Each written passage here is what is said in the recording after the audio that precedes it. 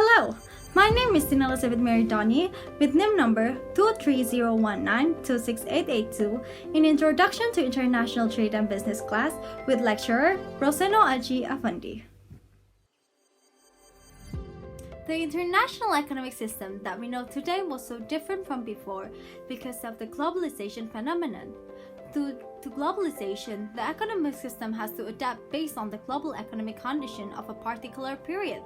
This can be seen after the Second World War, where the condition of the world was devastating and an economic plan is needed in order to help those countries that are affected by the war. So, the United States of America give economic aid through the Bretton Woods system. Through this system, America has established itself as the dominant power in the world economy because it has replaced the gold standard with the US dollar as the global currency. As a result of the agreement being signed, America was the only country with the ability to print dollars. That is why the value of the currency of other countries was set according to the US dollar with diversion of only 1% allowed.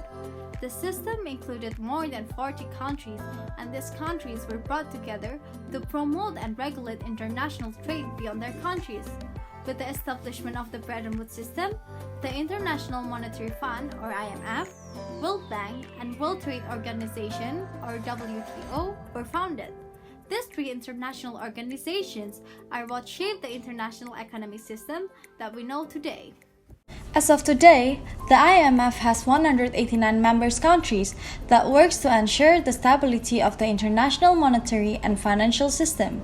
The IMF has an obligation such as facilitating the expansion and balanced growth of international trade, promoting exchange stability, providing the opportunity for the orderly correction of countries' balance of payments problem, and abating poverty in low-income countries. The World Bank's main goal is to provide financial and technical support to its 189 member countries.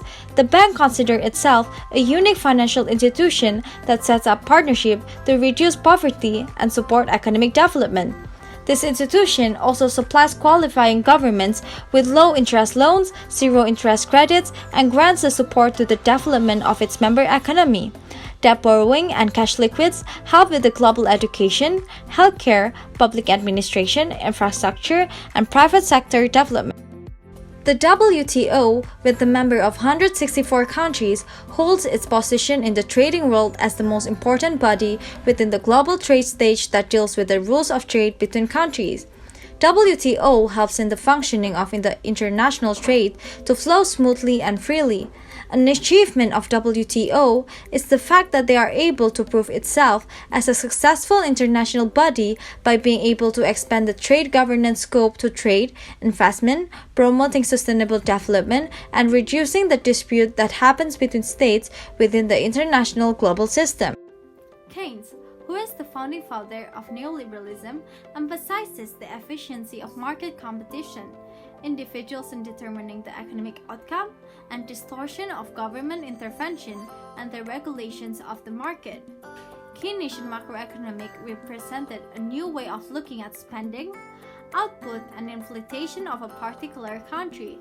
Unlike classical economic thinking, which emphasizes that cyclical swings in employment and economic output would be modest and self-adjusting, Keynes thinks differently.